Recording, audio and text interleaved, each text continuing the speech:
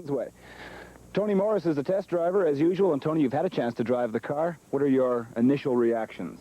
Well, David, I think the car's a very nice automobile. It's, as you say, it's in the GT class, and I think it fits in very well in the GT category. Except for some minor cosmetic differences, the '84 Supra is unchanged from last year. Toyota has enjoyed excellent sales with the macho styling of the Supra. The fender flares, big tires and wheels, spoilers front and rear, all combine to give the stock Supra the look of a modified racer.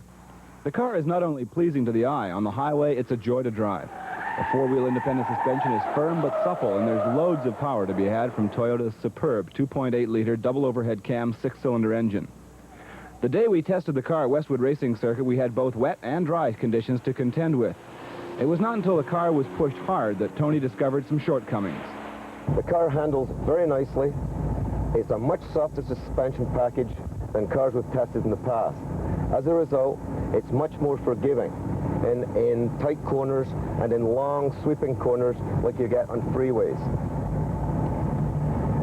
The one objection I have to the car at high speeds is when you must brake very quickly. I find the brakes very touchy. In an in-town situation, I'm sure there would be no problem at all, but in a high-speed situation where the car actually handles and feels the best, I feel that the brakes are definitely not as good as they should be. The only other thing that the critical Tony Morris could find fault with was the extra-cost electronic display instrument package. The instrumentation in the car lacks oil pressure gauge, oil temperature gauge, and some of the gauges that most of us would request. The rest of the interior package received nothing but well-earned praise. The level of quality and the fit and finish of the car is very high, and the seating capacity in the rear makes the Supra a viable alternative for the family that wants high performance. The stock stereo system in the Supra is complete with auto-reverse tape deck and a graphic equalizer that combine for a sound system that will please even the most discerning audiophile. The driver's seat employs an ingenious system of airbags that the driver can inflate or deflate to provide the desired support. The steering position and the seating position in the car are excellent. There's lots of adjustment in the seat for small people, tall people, and short people. There's no problem at all with the car that way. The tires and the wheels and the suspension have had a lot of thought put into them in Japan.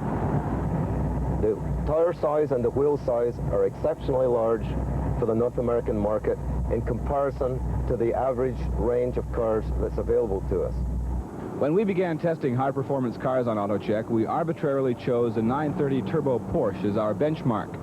Here's how Tony rated the $21,000 Toyota Celica Supra against the $70,000 Porsche. In my estimation, this car would rate at a 7.8. The Toyota Celica Supra, a high-performance hybrid GT with room for four.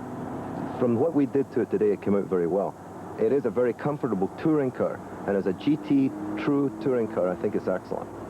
We'd like to thank the people taking part in AutoCheck this week, Tony Morris of Circuit Tire, Bill Dockstetter Toyota for supplying us with the Supra, and the Sports Car Club of British Columbia for allowing us to use Westwood Racing Circuit. We'll be back next week with another edition of AutoCheck. For Vancouver, I'm David Kincaid.